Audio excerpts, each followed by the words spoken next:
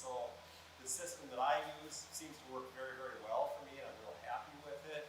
And it doesn't take as much work as some of the other systems that are out there. So I think the easiest way to do this is we're going to just walk through the schedule. Okay, so I put this schedule together, and then we'll just go through all of the things that have to be done while you're getting ready to raise queens. Okay. So when you see, you can find these online. I make my own because a lot of them.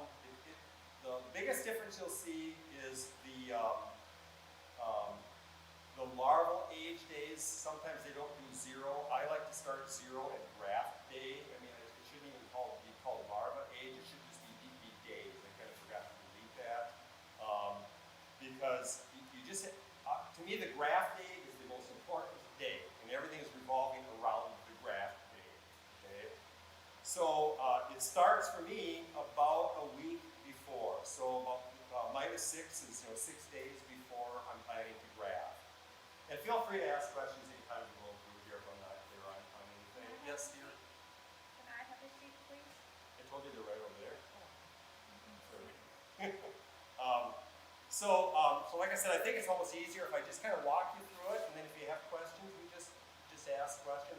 But I think I've got props for everything to show you all of this stuff and what you need or what you might want to get. So I just arbitrarily set this up so that my graft day was going to be on a Saturday.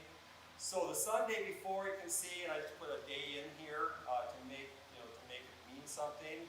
It says, place the frame to be used by the breeder queen into a colony for polishing. So first thing you really have to do is choose the queen you're going to graft from. Right? And you can either get a queen from, or get your larva from somebody else, or my preference, of course, is to choose the best hives that I have here on site. So normally, like this year, what I chose was a couple of hives that overwintered very well, built very quickly in the spring, looked very healthy, and then I went in and I took the queen out in late May, and I put her into a nuke, and then I just let that hive requeen itself. So I'm using her as a breeder queen, but I want her in a small contained area. So I just put her in if you've heard me talk before, I use 4 frame nukes that are down here. So I just keep her in one of these size boxes, and I put about 3 boxes on it just to give her places to lay on there. And then she's marked, and this one had pretty beat up wings. She lasted all winter, so she was pretty beat up, so I didn't clip her wings because I didn't think she was going to fly anywhere anyway on that. So she's in there. I give her plenty of bees, make sure she's got a lot of bees as attendants, and that way I know where I can find her very, very quickly. So I go in on -6 and I put a frame in, and I like to choose a frame that is, and this just again, this is a prop. Usually I choose a frame that has dark foundation because it's just so much easier to see. But I like to have a frame that's fully drawn, and then if I can, I will choose a frame that has some nectar and usually a little pollen on it with open cells in the middle. My experience is that the queens, when you contain them, they lay much better if they have access to open nectar in those cells that they have access to. As opposed to waiting for the worker bees to feed them, the attendant bees on that. So I'll choose a frame, and then I like to get that frame polished.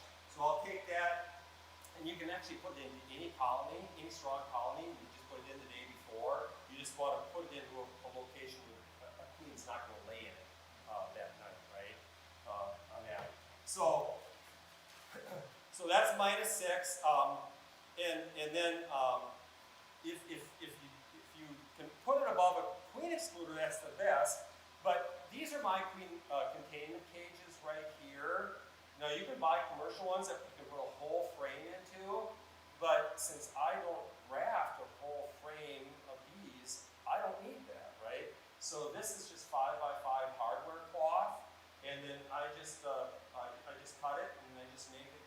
This is what it is. I can pass this around, and what I'll do is if the nectar and pollen's over here, I just take this thing and I push that in, and and that'll keep the bees will still go and polish, but then you won't let the queen come in and lay eggs on it.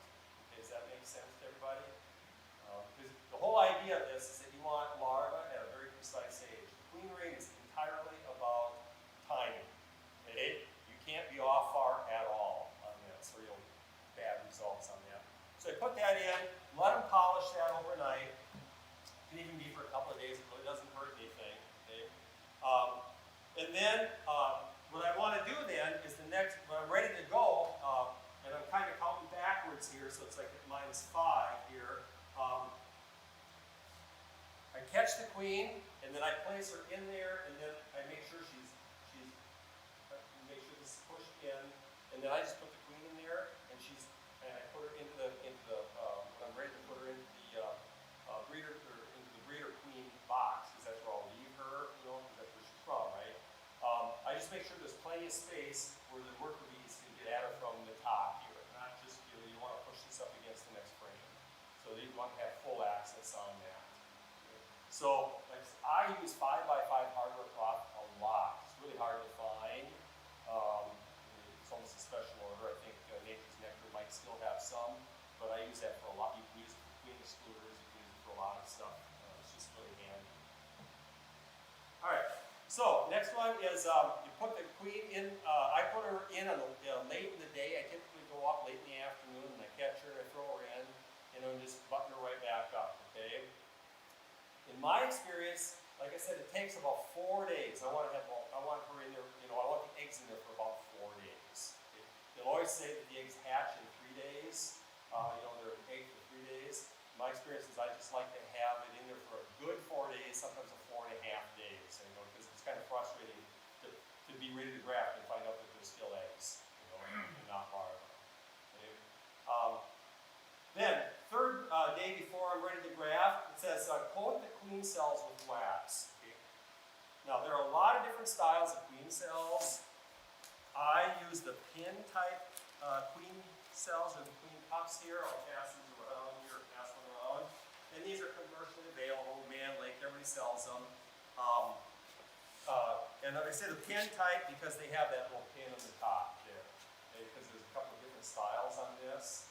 And what I always like to do then is it says coat the queen cells with wax. Well, here's how I do that. Okay? I have a small wax melter here. Okay? So it just melts the wax, and you can use anything. And what I find works for me, because I'm never doing more than 20. Typically, I only graft 20 cells at a time. Because that's as many as I can handle. What I found what works for me is I just take a Q-tip and I bend it in half, and I put it into the queen cup like that, and then I just dip it. You'll all come up here and look at this stuff later. Okay, and I just dip it right up to the rim in this molten wax like that, and that coats the wax onto the queen cup, and then I simply take it, and here's the rack that you're going to hold it in. I simply take it and just push it right into the rack like that. Okay? And then that's ready to go. Questions on that?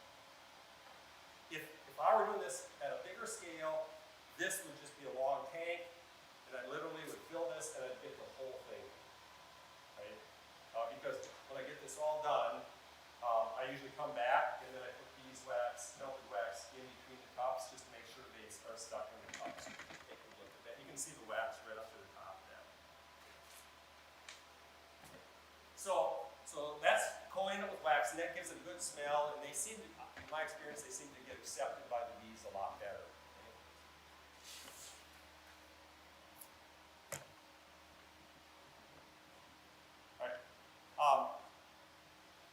Now, you have to choose, so the system I'm talking about is called the cloak board system. Okay, and it's named after a guy named Cloak, right? I mean, that's from New Zealand, apparently. And the person who's really made it popular here is Sue Colby, and you probably have all heard of Sue Colby. She's a breeder. And she wrote a 2-part paper in Bee Culture. The title pages are over there on using the cloak board system. Plus, I do also have a full paper on there, and if people are interested, I can always send them the PDF of this stuff. I don't have the capability to make copies of everything for folks on that. But she wrote the cloak board system, and the beautiful thing about the cloak board system is it just makes life so much easier. And the key to the cloak board system is that it's a board you can buy commercially, you can make it yourself. And all it is a frame with a queen excluder in it, and the ability to put a slide in there. Okay, that's all it is. And you wouldn't have to have this. You could have a queen excluder on a board, and you could put a piece of masonite on there or something, right? It's just that this, you don't have to take any boxes off when you need to take it. You just take it out. And the idea is, when it's out, it's queen right,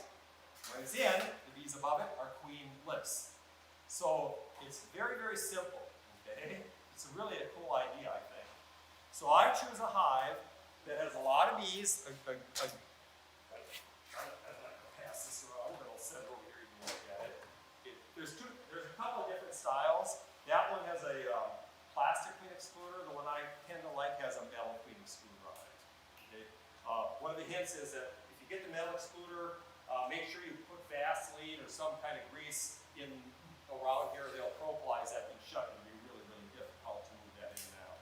Okay? So that's called the cloak board. That's where the name comes from. It's the cloak board. Okay?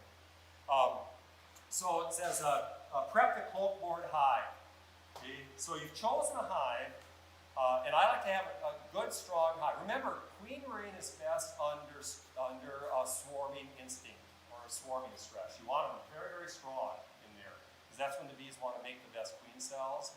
So what you end up doing then is you take that hive apart, you pull off all of the open larvae, and virtually most of the eggs, and you're going to make sure all of that goes above this cloak board. The queen has to be found. You'll notice that I marked virtually all my queens. And in fact, I just marked and clipped all my queens here. So they're much, much, much easier to find. So you find that queen, and when you find the queen, I'll pass this around. This is how I just grab the queen off the frame and I throw her in one of these. These are curler cages. Those are the best queen holders that I've found. Okay? So I typically, no matter what I'm doing, if I'm opening the hive, if I find her, I just grab her, I throw her in there, and then I never have to worry about her. Okay? And those are just great for that. The only thing you want to be careful of is when you have her in there, don't roll it at all, and don't rub on the side because you can break their toes off. So you just want to make sure that you don't damage her. So I just put her in there and I just set her down in the opening, let the bees, worry about her a little bit, and then I can just go through everything. You pull all those larvae, set them aside, put the cat brood below, typically put all the cat brood below. Eggs, it really doesn't really make much difference on it because you just want the nurse bees to be up around where your graft is going to be. So that's where I'm saying move all your open larvae above the queen excluder, and if you don't think you have enough, go into another hive, shake some bees off, or just make sure the queen isn't down there, just add the frame of bees and larvae right to your box up on the top. I just use one box up there. If I'm only doing 20 queen cells, I don't feel the need to have 20 frames of bees in there. Right? So I just have a 10 frame medium. Is all I ever work out of it. So the cat brood and the queen has to be below that queen excluder. And make sure that you have some nectar, or have an open nectar and a pollen frame as an outside frame above that queen excluder so that the nurse bees have access to it. Okay? Any questions? It's a little easier if people have a question to go through this too, by the way. Charlene? Yeah, I'm good. You sure? Uh-huh. Okay. You just had that look under the mask.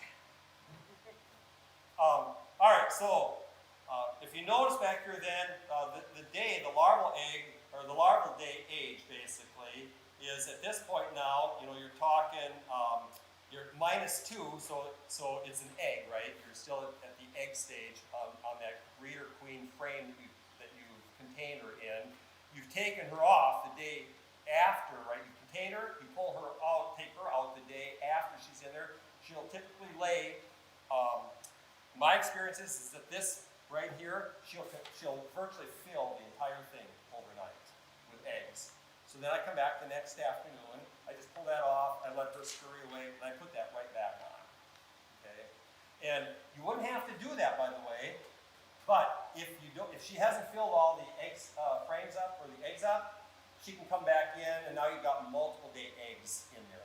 And that's the only issue that you have with that. So if you don't mind that, it's not a big deal. So if you had 100 eggs in there when you pulled her out, and that was all you were going to graft, it wouldn't make any difference. Okay. All right. So then the day before your graft day, you've got your cloak board hive all set up. You've got lots of nurse bees in there. That's the whole point of this, right? And the cloak board has been in there now with the slide out, right? The slide has to be out because you want those nurse bees all to migrate up and surround those open larvae. And those open larvae, you'll leave a frame open. You'll leave one frame open in the middle there because that's where your graft is going to go. Okay. So the day before then, it's the -1 day, that's the Friday, you take your queen cups that you have coated with wax, like this, and you put them in your frame. And I put 10 on a bar. I mean, again, you can do this any way you want. I just put 10 on a bar, and then I just have them set up like this. And I just make these myself. And then you take those cells that have been coated and you just put that right into the top of the cold cord hive. And you want those bees to polish those cells overnight to give it a good clean or good hive smell. Okay? Okay, next day is the big day. This is the one that typically scares most people, is the grafting, but it's the funnest day for me. Okay? So what you're going to want to do now is that you want to now make that upper high body queenless, right? And that way you put the slide in. So you just take the slide, you put it in. I like to put it in several hours before I'm going to put the graft in. No magic in there, but it's got to be, I don't know, probably 3 hours after it's in. The queens or the bees are recognizing that they're queenless. Now, there are, when you look at these, so here's the slide right here. And the way it's set up, you could put the slide in either this way or this way, right? If you look at this lip here, well, I always put it in this way. So now it's queenless, but now there's an opening here. And that opening then allows all the worker bees to come back in from the field and help populate that upper hive. So you just drive more of the bees up there. Will they come in, they won't go in, they can't get in below? They can get in below, but And they won't in go my in? hives, the majority of my worker bees come in my top entrance. Okay. You know, they just do, I right? thought they come in at the bottom where the queen was. Well, most of mine go in the top entrance. Okay. Now, if you read Sue Colby's paper on this, right? She goes through a whole lot of manipulations. She's got her hive on a special swivel. Well, she doesn't have it on a special swivel. I made a special swivel.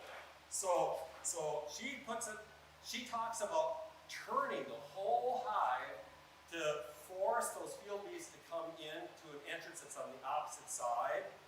And you can do that. And I made this. It's just a lazy Susan. I put the hive on here and I've tried this, right? So when I'm ready to go, I just flip it and my hive is now facing the opposite direction. Okay? Works great. What I've discovered, at least for the way I do it, it's an unnecessary step. So why bother with it, right? As long as you've got a fair number, a lot of nurse bees out there and you can supplement it with another hive, you really don't have to worry about that, in my opinion. Okay? But I just wanted to point that out because if you read her paper, she's talking about moving hives and closing entrances and that type of thing, and I just don't think you need to do it. Okay. So, graft day. Go up and grab your frame of larvae.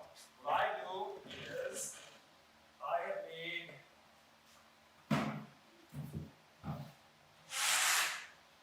so the way I do it is I actually have a hot water bottle in here, and I've just epoxied a couple of frame rests in, and then I just put a piece of moist warm towel over the frame that I go up to my breeder queen and pull out that have the cage on it.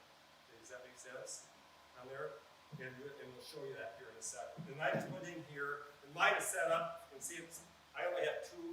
I never graft more than this, so I just have 2 frames on there. And that way they don't bounce around and it stays nice and warm in here. Nice and warm and humid. The last thing we want is to walk around that frame and have them desiccate. Okay? That'll kill those larvae. So you go up and grab the frame. Now I've got a frame in there, and we'll show you, but I'm going to pass this picture around. And people seem to have a lot of trouble choosing which larvae they should be grafting. So you want larvae that are like 24 hours old. And it can, if you really haven't, if you've never used the containment cage, it's really hard to know exactly how old your larvae are. So I'm going to pass this picture on. I took this last week, and I have just circled larvae that are of the perfect age for grafting, and they're embedded in a pool of royal jelly. And again, there's a key. If your larvae are dry, don't bother it will not work. They have to be from a strong hive, and they have to be in a good pile of royal jelly. Okay? So if I didn't do this, I would go to my breeder queen, and I'd find a frame that had eggs on it, and I'd find that had eggs and very young larvae right at the edge. Because she comes in, she lays in the same frame, right? So she's going to have eggs, and then those eggs are going to hatch. Well, it'll be progressive. So the smallest larvae you can find right next to the egg pattern. All right, so you bring your frame in. You've got the slide in, so your cloak board is ready to go. It's now queenless up on the top, right? Then you graft, and grafting for me is a hoot. I love grafting. Here's my system for grafting. I just have a light magnifying glass here, and I can set it right over the top. And I just took a bookend and bent it back, and just so it's at an angle here. And then you can just take your frame out, and I just leave the moist towel on the frame at all times, and then I just set it right on my grafting holder, just like that. And then I can move the light and get it right to where the larvae are. So you can see where I had where the outline is where I had that containing cage on here.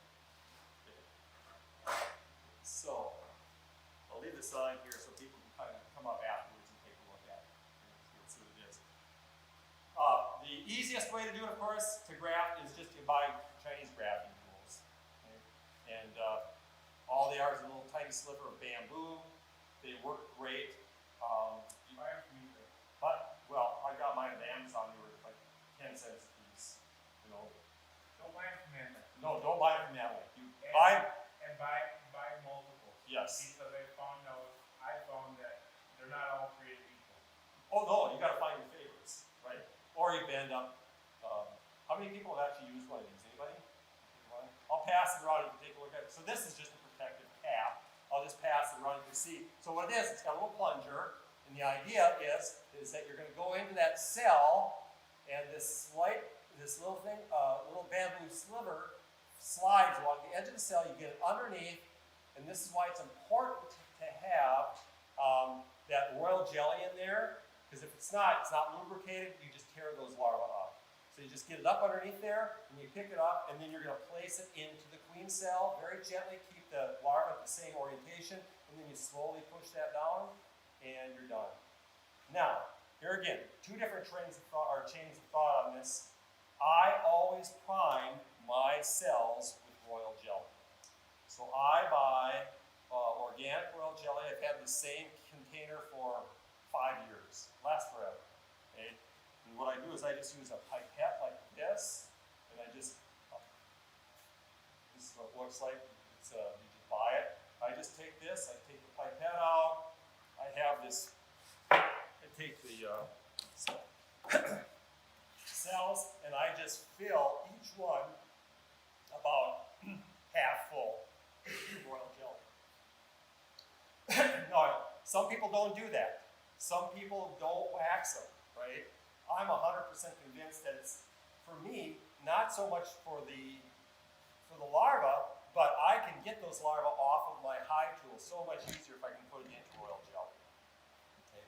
So it keeps them moist. They're ready to go. You know, in my opinion, again, talk to other people. You get a completely different one. So I'll graft one, set it in here, and then I just take a towel, and a moist towel, and I'll put it over that graft. Put another one in here. Put it over that. You know, keep moving it up because they're so small that pretty soon, if you don't do that, you're looking at it and going, dang.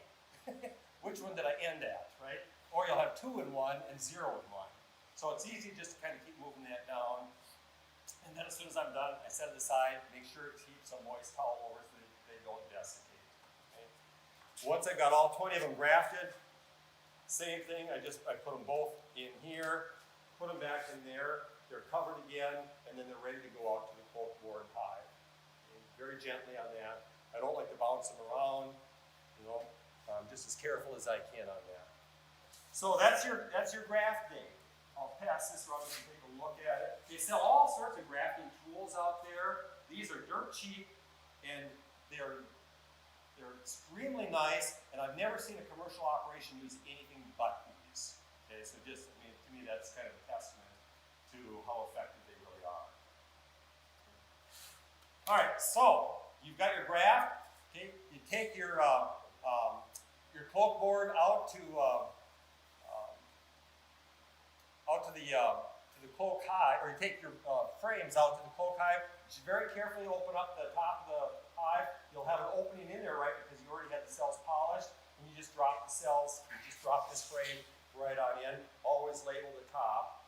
And they sell different colored cups if you have more than one breeder queen. So you could say, like, the gray cups are this queen, the red cups are this queen. That's how they'll typically do it. Or you can put a push pin in with a different color, any way that works, right? But you don't want to be digging for this, because it looks just like every other frame if you don't have it marked from the top. So just have it in there, put it in, close it all up, try not to disturb them, and then you just let it sit there. I always record the day that it go, or the time that I put my cloak board, or the frame into the cloak hive. Okay, so that's what it says, time, cells placed in the cloak hive, 2:30 in the afternoon or something. Then you just leave them be. Just leave them be. And then a day later, 24 to 36 hours, I will open that top up. Again, I try not to smoke them, and I'll just very carefully lift that cell up, and you will see that they will typically have drawn those cells out probably, a good quarter-inch at the end of the queen cell, okay, or that cup. And that's typically a sign that it's going to be a good take. If you open it up and the cells look like this, where they can have some wax up here, that means that it didn't take and the graft wasn't a good graft. Okay, so that's what these are. So sometimes they'll take for a couple of days and then they'll tear them back down again if that larva is not alive, for whatever reason. So I record the number of successful ones after 24, 36 hours, just so I have a good feel for that. Okay, that's check graft success record numbers. And then and then the other thing I'll do is when I put that frame in, I try to put in, and I don't always remember to do this, I put in a frame of foundation right next to it. So you've got your larva there. The problem is if you have a very enthusiastic group of nurse bees up there, they will web these things together like you can't believe. You'll open it up and you won't even have, but in 4 or 5 days you won't even be able to see your queen cells in there because it's solid wax. So if you put a frame of foundation in there, it gives them somewhere to work, okay? And it really keeps your queen cells much, much, much cleaner going forward.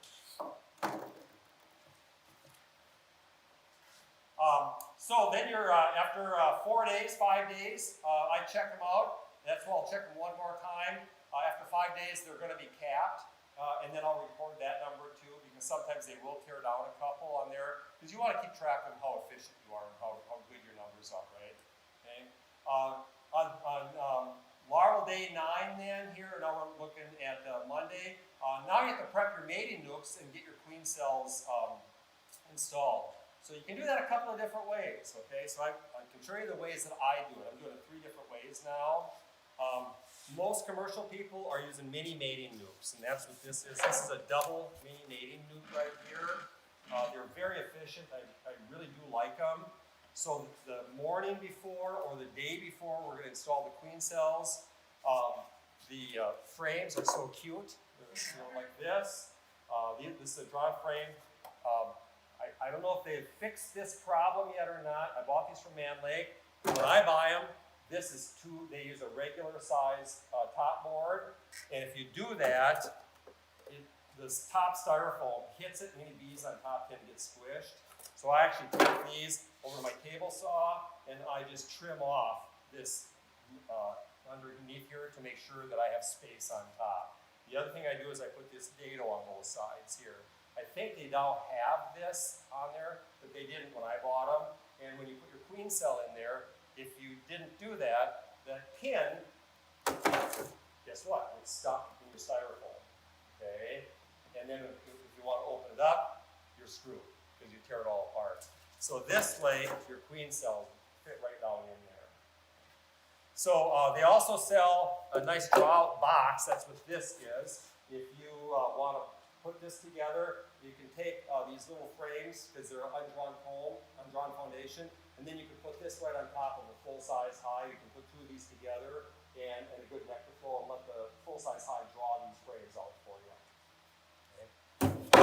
So what we do on this one, on one other issue, and I don't know if they fixed this or not, but they have ventilation here, right? And on the inside, well, it turns out the bees will chew right through this. They love styrofoam, apparently. So what I discovered is I have to take 8x8 hardware cloth, cut it, and put it inside, and then use a hot glue gun to seal it in, because otherwise the bees will chew through here, and then you've got leakers. You know, I mean, it's really frustrating, because the bees can get right on out. So if you see mine are all sealed all around here on the inside and the outside. And I even sealed this one in. So this is a queen excluder material, because this is your feeder area right here. So that morning I come in, I put my modified syrup in here, you know, my Pro Sweet equivalent, and I fill it up about 2/3 of the way, and then I have I just put I cut lats, and I just make sure that that's in there, and that'll float down there. Okay, so that way you don't drown your bees. So the idea is that the workers have access to that, but the queen can't get in there. Okay? So when we're ready to go, we go out, we take all the frames out, we put the nectar or the syrup in, and then Kim has helped me and Rita helps me. I have collected bulk bees typically the day before, and I do that by going into hives and shaking bees into my bulk bee collector right here. So you just have to make sure, hopefully you don't have a queen in there, right? So typically I'll go into a hive, and the best way to do it, of course, is to go into a hive, shake all the bees off the frames, put your larva above a queen excluder, and then come back in and shake the bees off of them. The way my covers are set up on a hot day, I'll have 3 inches of bees on my inside cover. I can just open it up, and the queen's never there. I can just shake them in. So I put them in there, and then we get ready to go on this. We pull the frames out. They're fed. Make sure the doors are shut on both sides. And we put 1.5 cups of bees on each side. That's all we do. We put 1.5 cups of bees in. We drop the frames in. Grab a queen cell. We put it in, and then we just put the lid on that side and cover it up a little bit, and then do the other side and just seal it. Okay? 1.5 cups is all you need. If you put too many bees in there, it's more of a problem than almost having too few. Okay? And then we're going to leave that sit for about 4 days. I like to leave them buttoned up for 3 to 4 days on that. So they have ventilation, they got feed. The queen emerges right into bees, which is the way you really want to do it. Okay? Is it given that she's not going to be on the top? On the top of my boxes? Yeah, on top of your All I can say is I've never seen one up there. You know, so it sure can happen. I just have never seen it. I mean, I always look just to be sure, but if you have marked queens, it's a heck of a lot easier to do all of this stuff. Okay. All right, so this is a mini mating nuke. The other way I do it is I just use one of my 4-frame nukes. You know, here I just dip it going into hives, and then I pull usually a frame of cat brood, nectar, little pollen, in an open frame, and then just shake a bunch of bees in here. Okay, and then just leave them queenless for a day. I buttoned it up. I put hardware cloth 8x8 in here, and then the cover has screens on it too, so they can't go anywhere. Just leave them queenless. I'll take them from the other yard and bring them down here, because my mating yard's back here. So I'll get the bees from up there. The other way I'm doing it this year is I'm just using 2 frames in here, so I just put in trailer boards here so that it keeps these from moving, and I'm just using 2 frames, and that works too. So here's what you really kind of want to think about. What are you going to do with those queens? If you're going to sell the queens, these work great, right? Because you're going to come back after, 22, 23 days, and she'll have gone on her mating flights, and my experience is that if the queen isn't laying after 22, 23 days, she ain't going to lay. That's just how I see it. So at that point, you got to decide, what are you going to do with her? If you leave her in here, she's going to fill it up in about a week. Okay? Then they'll abscond or they'll leave in many cases. So if you're gonna sell a queen, this is great. You can just go in there, pluck her off, mark her, throw her in a cage, and put another queen cell in here. You can just kind of recycle it. If you're gonna use it for your own use, I would suggest using these, okay? Because then she can lay, you can get a full frame of larva, and then if you have a queenless hive, they are much happier to take the queen if she's surrounded by her own larva. And so you can actually introduce that whole, you just take the frames and put it right into your own box. If you don't want to do that, just keep adding frames.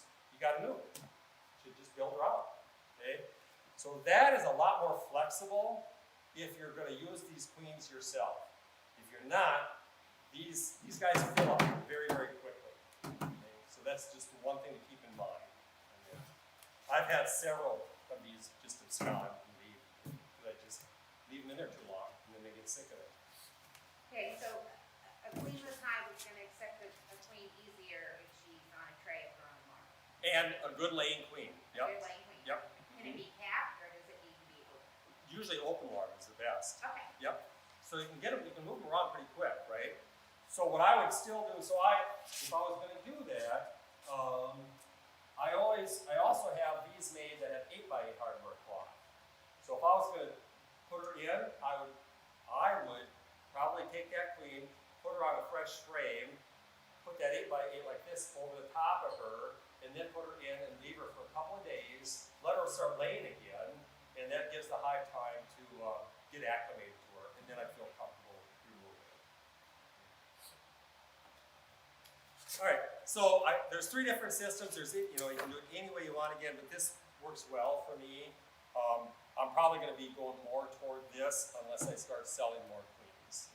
Because then, if you're going to sell queens, then you have to come in here, find the queen, grab her, put her in a cage, grab some attendants, put them in, and then you have to bank them, right?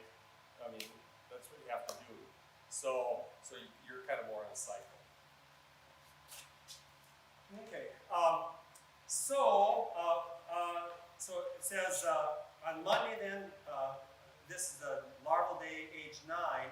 Prep the mating nukes, get the queen cells installed, and then what you have to do is you have to go into that cloak board hive, and you got to check every one of those frames for queen cells, for rolled queen cells. Because remember, it's a queenless hive, and you got young larvae in there. They're going to want to build queen cells. So you got to get in there and check every frame. And I just go in there and I just shake every frame off and look at it and smush every queen cell that's in there. And it's happened to everybody. You'll have a premature virgin emerge or a virgin from the hive emerge, and all that work is now done because she'll kill every one of those queen cells. She'll open them up and kill them. So you just don't want that to happen. Although it's a good learning experience.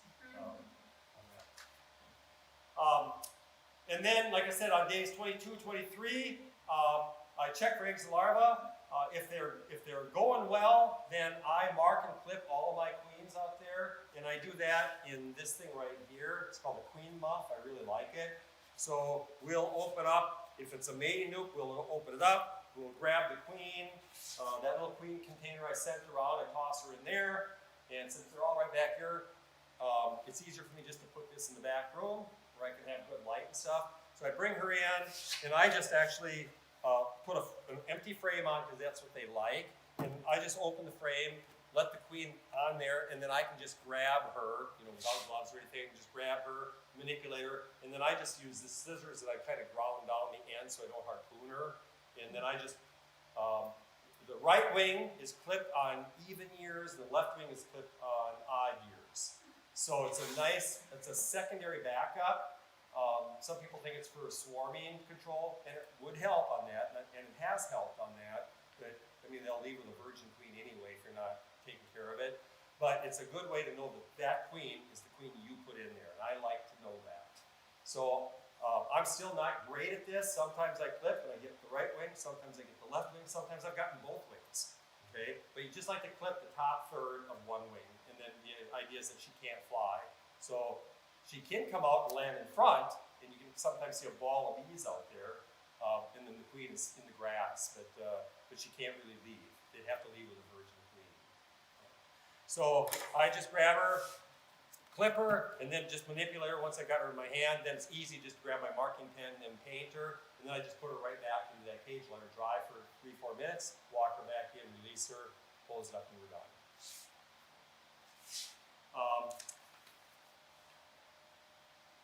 I think that's it.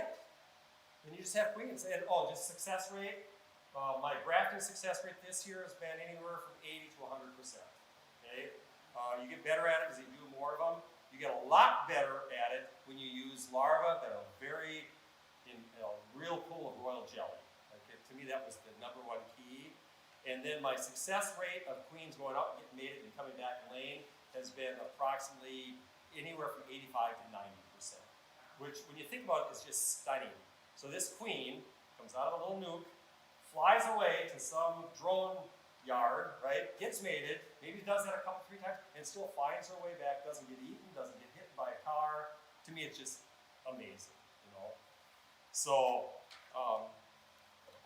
if you don't want your queens to emerge in some of those, you can actually make things like this. And I've done this before too. Here's your queen cell. The day before it's going to emerge, you just take that and you put it into one of these plugs like this that has a hole. And then you put that in here. And then I've got a cage that this fits into. And then the queen will emerge into this. And then she'll be nursed by these bees. But she's an unmated queen, so you have to introduce her to another hive. But this is if you don't have a place to put her, it's a good way to make sure that she doesn't come out too early. Now, we haven't talked about incubators. That's another option that people can make an incubator, that type of thing. And I probably will have one next year because I like to make stuff. But I haven't used one at all this year. So this is just another option for people. And you can also use these things just as queen holders if you want. If you're going to bang queens, just don't put cell in, just put a queen in there and do it that way. All right, that's it. Then you've got your queens. And like I said, I just graft 20 queens at a time. And if you think about it, right, if you do that even once a week, in 3 weeks, you can have 50 queens. Right? Most people don't need 50 queens. So most people just, it's like bees. You can get more queens than you need, and then you have to deal with them, right? So you just have to decide what your plan is. I guess the one thing I neglected to say is don't graft your own queens if you only have a couple of hives, in my opinion. You got to have a good, diverse drone source. I've got 30-some hives, so I got millions of drones. But if you only have 1 hive or 2 hives, you have a high chance of getting inbred in there. And one of the features of an inbred queen is that you just have a lot of empty cells, a very spotty blue pattern.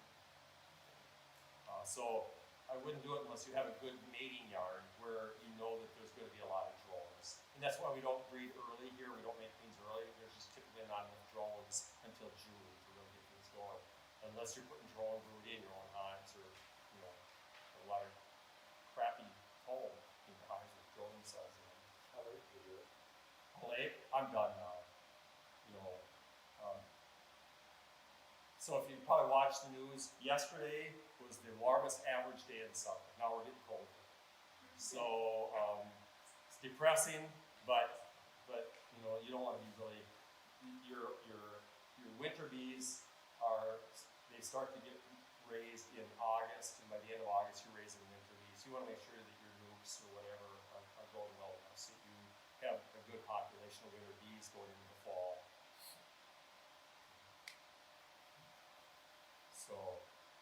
So that's the poke board system. I will show you one other thing here. If you take Marla's class, Marla's physics class, she does it differently. She does so I made a comment on here, I think, here where it says, I even forgot to say, like on -2, it says feed syrup and PP is pollen patty. Okay, I always like to feed them, so I'll have a jar of syrup on there. And so this is so at the beginning, before you put the slide in, you've actually essentially made up what's called the swarm box. Okay, by doing that. Well, Marla would do that as a separate box here, okay, where she'd shake all the bees in here. You open the slide up, there's a frame rest, and you can put your frames in there, and your frame of larvae are going to go in here. You've got space in the bottom for ventilation, you put sponges in there, and you actually make it up. But to me, it's just a lot of work. You have to go out and you literally have to put queen fluters on, you have to get larvae up above it, you have to shake those bees out, you have to make sure there's no queen. It's just a lot of manipulation. Then you put them in here, you put the cells in here, let them draw that out overnight, okay, in a cool place, typically like your basement, and then the next day you take these off and then you put them on a different hive called the finishing hive, which is a hive with a queen excluder of it. Well, when you pull the slide, you now have a finishing hive. So you had to have both in one spot, which is why I like it for a small. This is, like I said, if you've got a lot of hives, you're going to do hundreds of queens, this is great, right? You really have good control over it. For most of us, I think it's unnecessary. So this is just a swarm box. And I've done it with this, and it works. Everybody does it. It's just, I find that this is so much easier and quicker going through it. So, and then this is just a pile of queen cells. If you've not seen them when they emerge, that's your, I've yet to make candling work, by the way. They'll tell you to candle your queen cells. It doesn't work for me. I've looked at them, they all look empty to me. And put them in and queen's out the next day. So I just don't even bother. So you can see when they open it up, they leave this little cap on the top here, they chew through it. It's kind of cool. So I tend to keep those. I have a pile of them right there if you want to look at that today. So we're kind of done. I'm going to take this frame. I'll take you can come up here and look through the magnifying glass if you want to look. I did bring the dissecting scope here if you want to actually get a little closer look at these larvae to see what the size is for grafting, because these are the graft. So these were done the way I told you to do it, so they're ready to graft. Okay, so, and there it is, right there. And these are all beautifully uniform. You know, you just take them out. And every once in a while, if you're like me, you like hit the side of the cell on the way out, and all of a sudden that little larva, boom, you know. Hold it just like that. And then I can move the light and get it right to where the larvae are. Side. So you can see where I had the, you can see where the outline is where I had that containing page on here. So I'll leave this on here so people can kind of come up afterwards and take a look at it. Let's see what it is. The easiest way to do it, of course, to graft is just to buy Chinese grafting